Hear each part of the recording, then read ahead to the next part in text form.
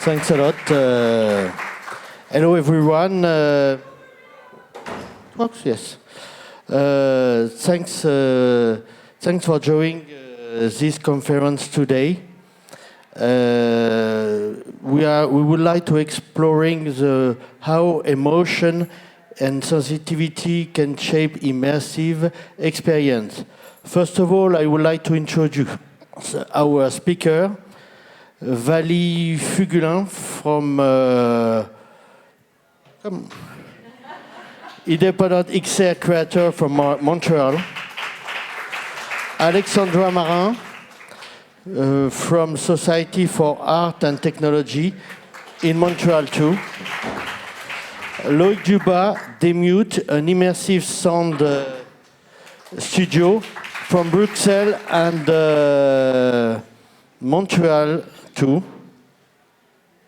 After a short presentation, we would like to have a small discussion about these important topics with emotion and immersive experience. First of all, wait a minute. Vali, if you can present you myself in few. Okay, hello, good morning everyone. Thank you for being here. And thank you for my co-panelists. So I'm here to talk about our subject today. I will base my comments on a project that I just created, which is called Traces, the Grief Processor. So it's for people LBVR experience, where we talk about grief and we experience grief in a different way. So it was based on a personal grief that I lived. And in that way, I decided to use VR and collective VR to create an experience where you could actually bring in your own grief story and explore it inside the VR world with me. So a very personal project. I originally come from documentaries, so I'm a filmmaker, and it's okay, welcome. So as a documentary person, now multi-platform creator, I was thinking that VR could be the perfect way to explore this topic and to integrate people's own stories inside my own story. So I'll explain a little bit about that later when we talk about technology. But I'll show you briefly an excerpt from Traces. And as Myriam usually likes to say, it's a luminous grief project. So it's not a dark one. And here it is. Let's try to see if it works. I created Traces because I'm grieving.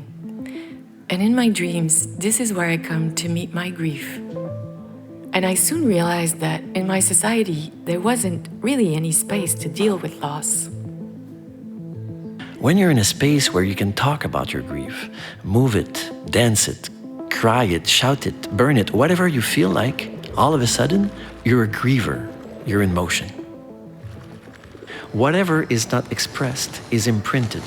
So expressing this sorrow helps set the mourning in motion. The stronger those feelings are, the more you can express them with the force of your gestures.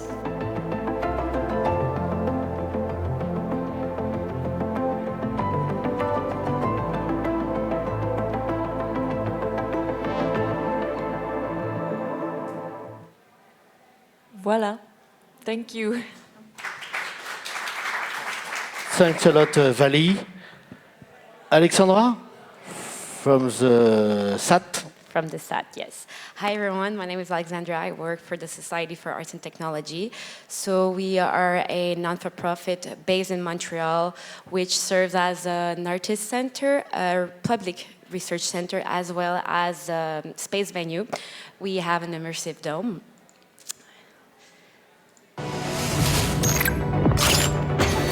The SAT is a research lab for digital creativity, technological arts education for ages 7 to 77, a restaurant inspired by a social club for artists and the public, a rooftop patio,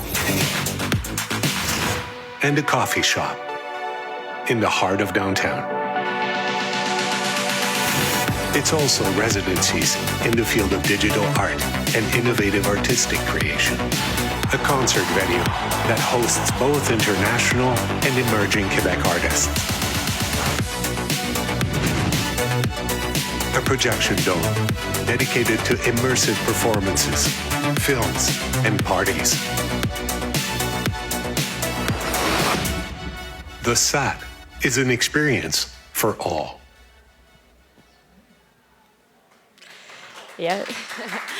So as you can see, we do a lot of things. Today I'm going to speak a bit more about how we support artists and studios in their immersive projects.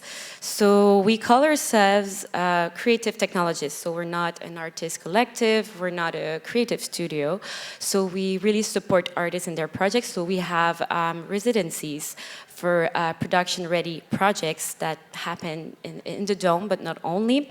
We also give training for the artistic community, such as immersive storytelling. We're also an R&D lab, so it's a space where we can experiment new artistic usage with technologies. So again, we work with artists and studios. And we are also a living lab, which is a space where we co-create solutions together with researchers ourselves, so the creative technologists, artists, studios, and the end users, which is kind of interesting for this the topic of the conversation today. So we really put the end user at the center of the creative process. So yeah, that's it. I think I'm gonna hang on to you, Loïc, and we'll have a discussion later. Thank you. Oh, no, sorry. Loïc? Yeah. From Demute. Exactly. So hi everyone, I'm Loïc from Demute.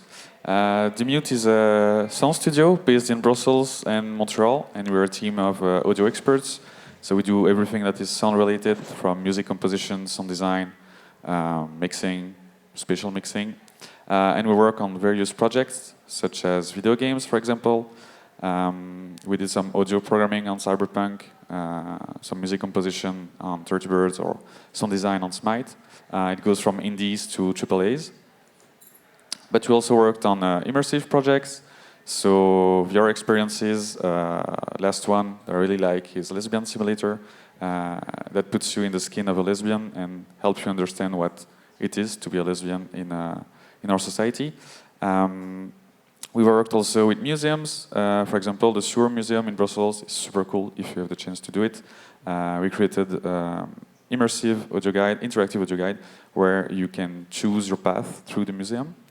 Back in the days, we also developed our own virtual headphones, immersive headphones, and we also worked on a digital art exhibition called Whispering Lights at Reset that now has closed, sadly. But voilà, that's what we do at Demute. Thank you.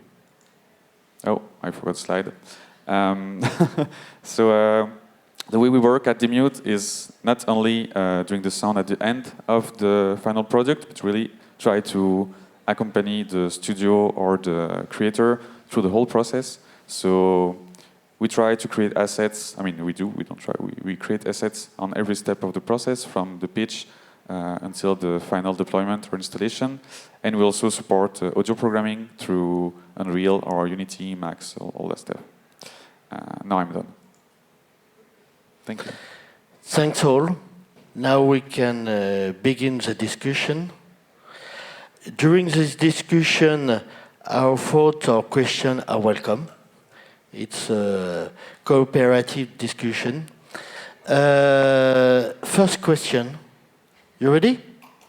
Yay. Yes, because it's a quiz.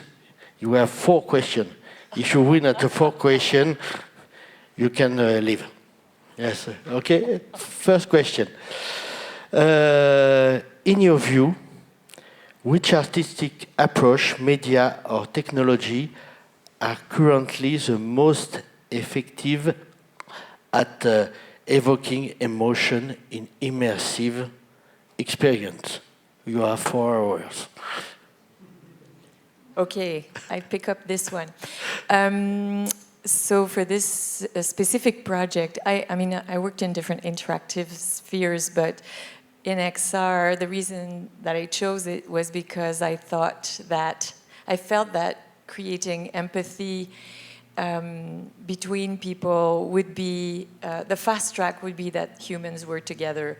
Coming from cinema, I like to have humans participating in the same experience and the same media experience. And XR had always been, VR had always been a little bit frustrating for me until location-based VR appeared, where I thought, okay, now the humans are back being together in the same room. And although it was very complicated, not easy to distribute, and quite more expensive than doing a solo experience, I really thought being together was the core message of this piece of Traces. So I thought, okay, so we'll be together, even if it's 4 people at the same time, and me there to welcome the people. So the second part of that answer is that, so being together is, I think for me, the most powerful way to evoke emotion, first of all, even when you have a headset. And the second part is perhaps having the choice to have your own content inside the experience. That was also very complicated. But we developed a system in which you could bring into the narrative your own pictures, words, sounds, and share it live. I mean, it's integrated into your narrative, but it's also reshared to the other participants, if you accept, of course. At the beginning, you have to say, do I want to share or not?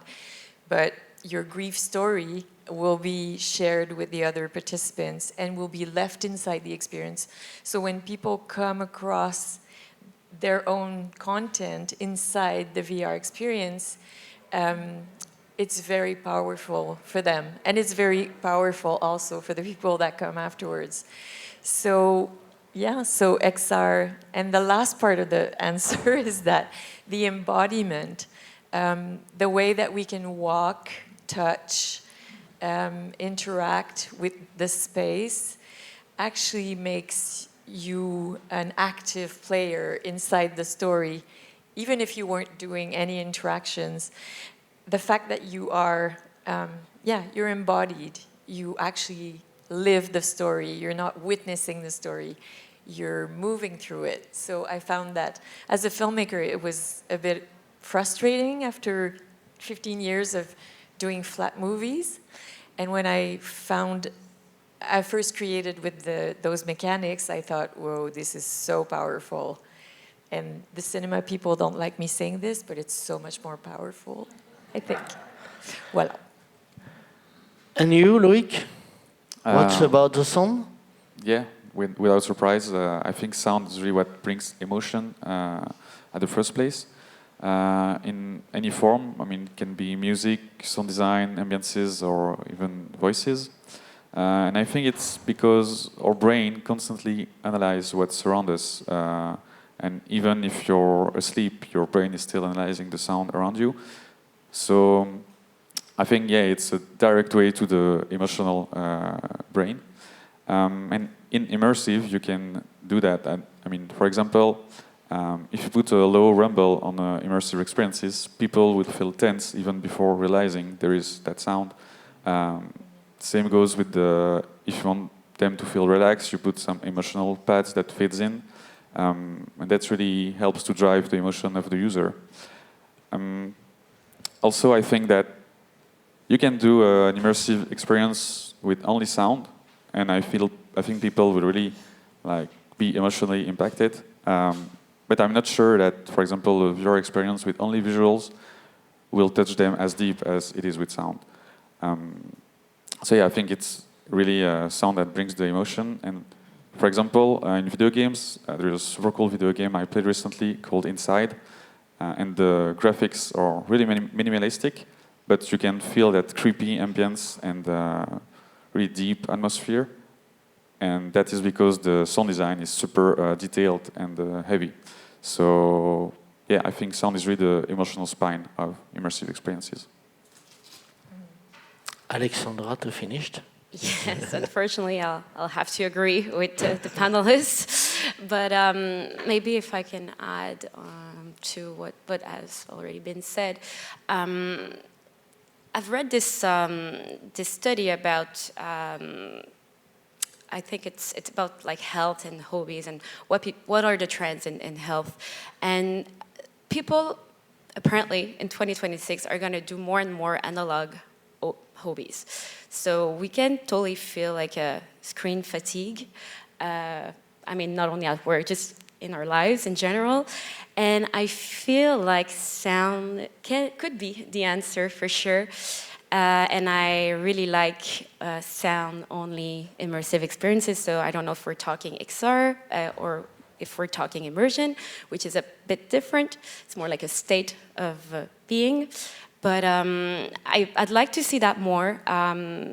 Like Loïc said, there's so much we can do with sound. There's not that many things that have been done, I feel, in more maybe the mainstream experiences.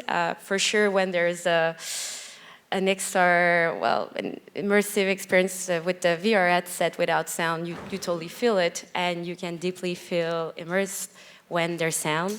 It brings intimacy, it brings tension, it brings presence, co-presence, and I feel like we need to be present more in, the moment. So yeah, I totally think sound is definitely the answer for being immersed. And also to your point on being with people, sound also, you can create soundscapes in a space, in a room that can be shared very easily. So that's also an incentive to creating more immersive spaces with sound. Everybody is agree? There's the sound gang, and there's the... No comment? No, it's okay. They win or they lost? Any question, any comment? Okay. Second question. You ready? Yes. Yes.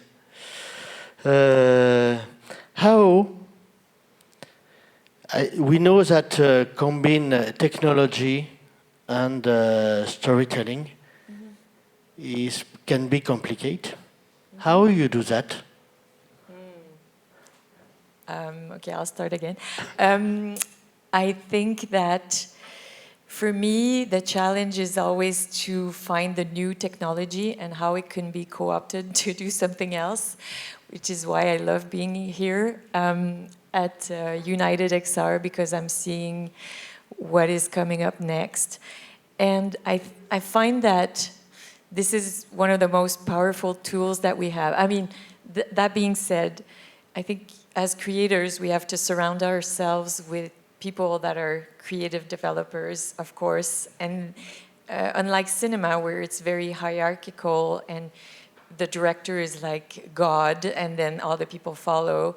I find that in XR creation, we're, different parts of the same brain, and we run like at the same time, we all start running and we all cross the finish line together. So all this to say that the partners, the technology partners that you ally with are super important in making your dreams come true.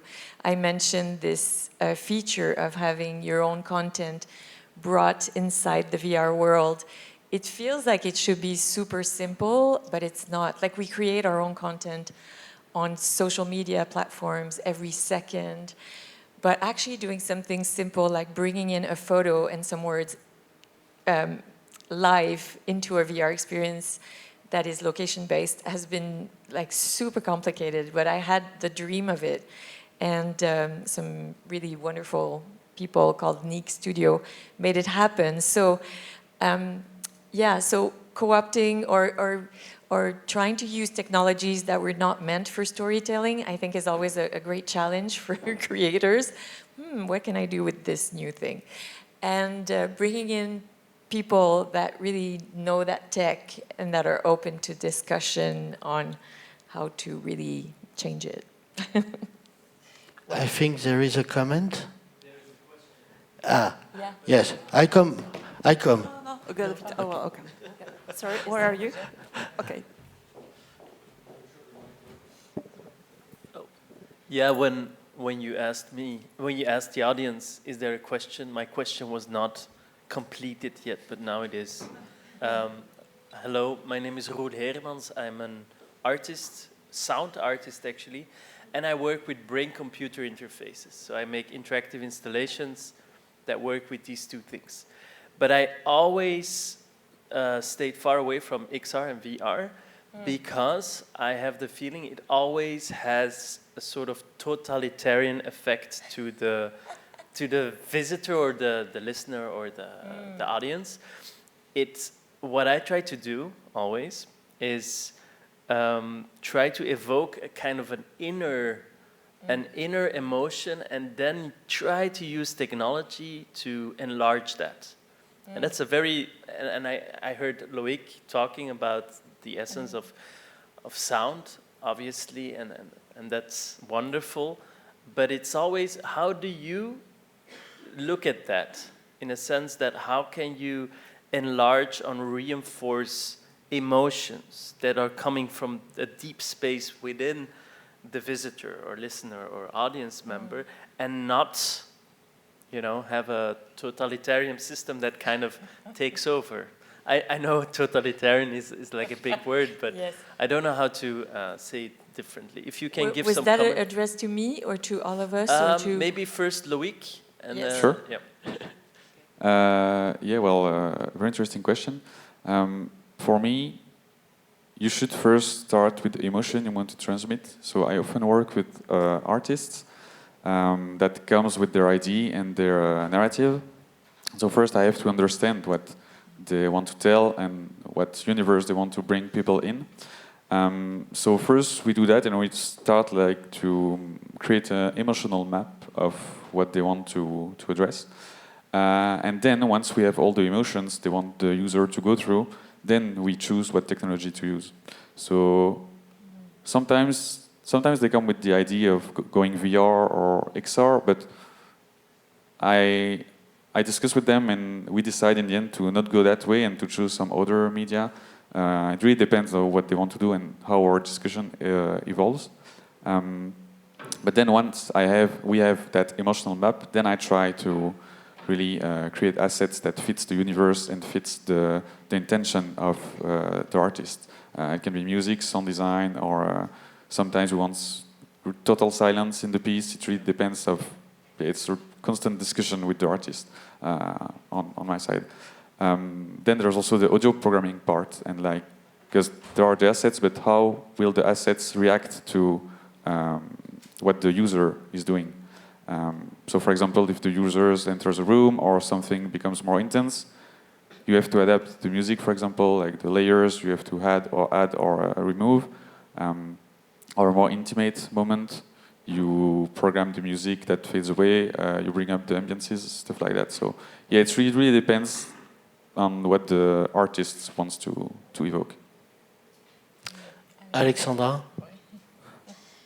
Yes, well, there are many things I could say about this question, but for sure, I mean, we've been talking about the end user a lot, and when creating an immersive experience, sometimes artists have the end user in mind, sometimes they just want to express something, right? But you've been talking about the end user and how people feel, so for sure, we, as the SAT, we co-create experiences in a more like a research-based approach, which is not often opposed to creative approaches, but could be.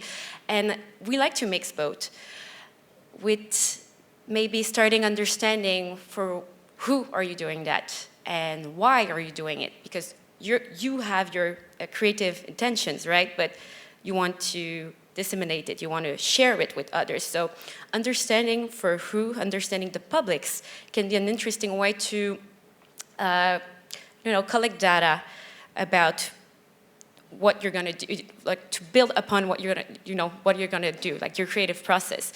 And we've been doing this pilot project in the Living Lab, the third instance in which we co-create or support, artistic projects with choreographers and with young people. And we wanted to create an immersive experience where the young people, the teenagers basically could move and be outside of their heads and move with their body. We collaborated with a youth house, and we did interviews and worked with, co-created the piece, well, the experience with the social workers as well as the young people, some teenagers.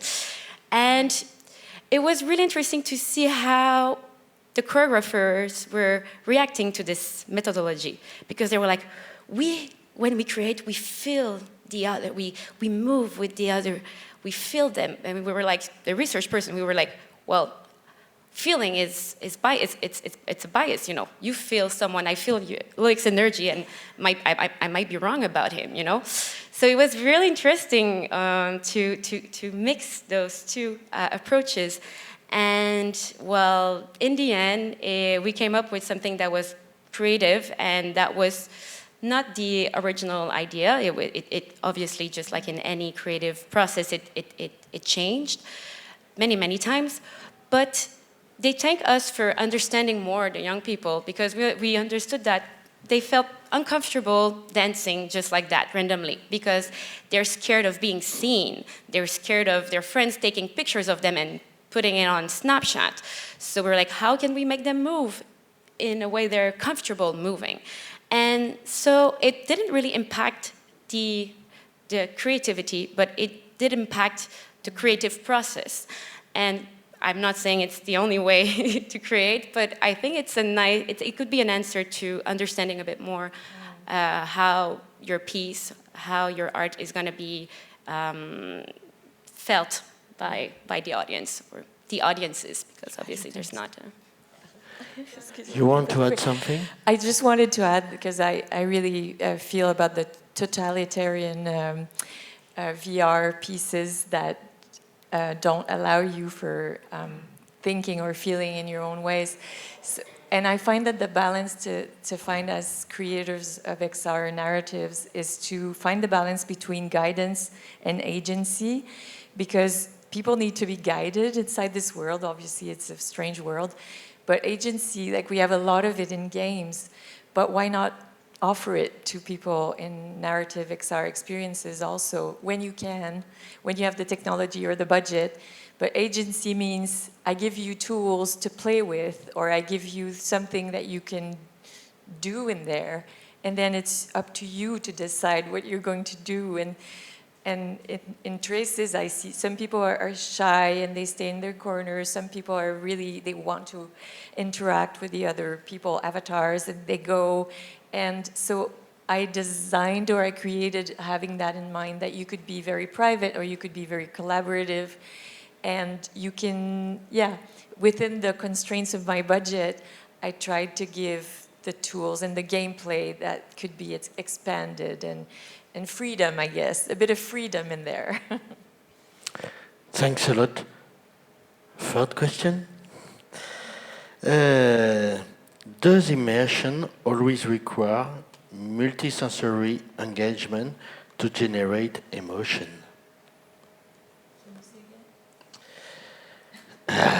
Does immersion always require multisensory engagement? Yes. You want to start? Alexandra. No spoilers. No.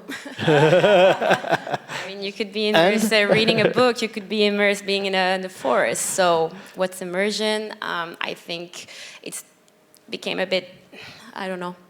We've been using technology as a solution to immerse people, but that's not the solution. It's one of the solutions. So there's so much to an experience using technology that is intended to be immersive. How you engage the public. Are you creating a SAS at the beginning? Are you having a discussion after?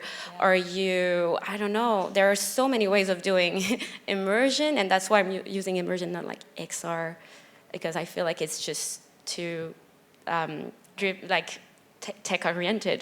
So it's more an experience, and that's, in the end, that's what we want to do, create experiences, make people experience things.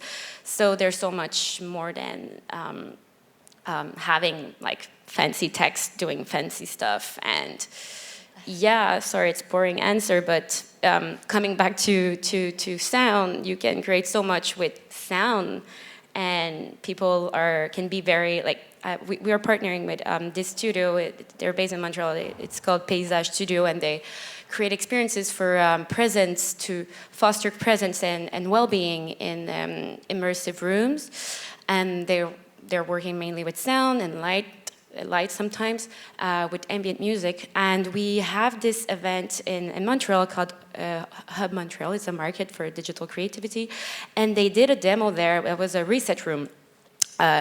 As you know, those events can be very overwhelming. You're constantly talking, doing B2Bs, going to, panels, and so it can be exhausting. So they had this small room called a reset room that was like a small demo of what they usually do, and people were like and I think in the stand of 4 minutes they felt revitalized, like they felt like they were like rested, they felt like happy again, and it was very, very simple. They were seated on beanbags, listening to ambient music in an immersive soundscape, and that's it. So yeah, that was my answer. No. I guess for me it's using all of the senses at the same time, which is the highlight of VR or XR. And I find that in the VR, in the space, as they say, people often think when they finish traces, they think I've sprayed water on them, or they think that they've, because there is a scene where there's rain, and we used very realistic sounds, and I found that the way to connect people back to their senses through sound, so I'll agree with the sound gang for a minute, that reconnecting people with sound, even though the visuals are very bare and simple, and you don't really, like you're not really in a real forest, you know that, but because the water sounds and the leaf sounds and the sounds of the birds are so connected to an emotional life that you know and that you've lived, and you've been in that forest in your life. Yeah, people finish the experience and they're like, did you spray water on me when it was raining? I'm like, no. And so things like that, those comments come back often. And I found that so powerful about VR. The fake sound, the fake senses, or the real senses that bring you almost like a fake sensation. So I think we can use all of those tools. But really, I have to agree that sound can be a good, a really powerful way to enter it. And then one last thing is that to connect people back to the real world at the end of the experience, I give them, while they still have the headset, I give them a rock, which is a symbol of what they've been through in the experience. There is a rock moment. So having like a real gesture, touching something which is concrete, really helps people to kind of take what they've lived inside their heads, basically, and connect it to the sensual world. So, and when they take off the headset, it's always, it's always hard to take off a headset. But they can say, they often say like, oh, I want to keep that rock because it connects the two worlds together. So I find that the physical aspect is not to be neglected also when you're doing XR. Loïc? Yeah.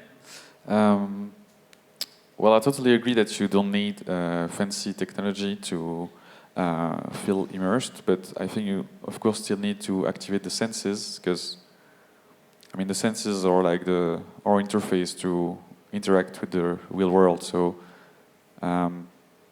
to get back that feeling of being in the real world, to be in a fake world, but that feels real, I think you have to activate those senses. And yeah, especially hearing, because, I mean, as I said, it's naturally 360 hearing. Like, you could play sound and people will turn around, or like, yeah, it's really immersive. So I think you don't have to do a lot of spectacular stuff, but yeah, you definitely need to activate the senses. And in immersive experiences, you can use sound to develop those emotions. So yeah. Just a question. So maybe like one question. Maybe more of a comment than a question. For example, on the last Audio Engineering Society in Madrid, the industry, it was clear that industry is pushing the name immersive on production and everything. But when some creative audio material is not rendered properly, you just get a creepy audio material that's not immersive at all. They are confusing spatial audio with immersiveness and effects, and that's not correct. Just that. Just for finished, imagine something. You receive a call from a billionaire people, and he say you can imagine the immersive experience you want without budget limit. What Like would you that do? call. I would do... In 1 minute. In 1 minute. Yes, of course. I know the answer because I've tried to do that project. That was the first iteration of what you saw. I would like headsets to be able to be resilient and resistant to outdoors. I would like to do things that are AR or VR or mixed outside in real settings, and you can move with them. So that requires internet connection, battery life that is long, resistance to water, rain. Like, I really wanted to do this experience outdoors at first, and then the batteries would die because it was too cold in Canada, or it would rain on the headset. So that would be my dream, to be more terrain ready. Loïc? I think the ideal immersive experience would be one without technology. I mean, not without technology, but like it can use super high tech, but it would just fade away for the users. Like, it shouldn't be a barrier. Like, he wouldn't feel the technology itself. He could just interact with the world in many ways, and forgetting about the technology that their experience uses. So yeah, I think that's my ideal experience. Alexandra? I would build an experience that's accessible, though that's been conceived with an inclusive design for everyone, because we are lacking in the industry experiences that are accessible. It's a real issue. And I would use the budget to put it in all the public libraries so we can bring it to everyone and create a conversation about the technology with everyone and not only certain groups of the society. So that would be my dream, yeah. I have a bad news for you. I haven't a billionaire woman or man who call me. Yes. Thanks a lot. Thank you very much. Thank you very much.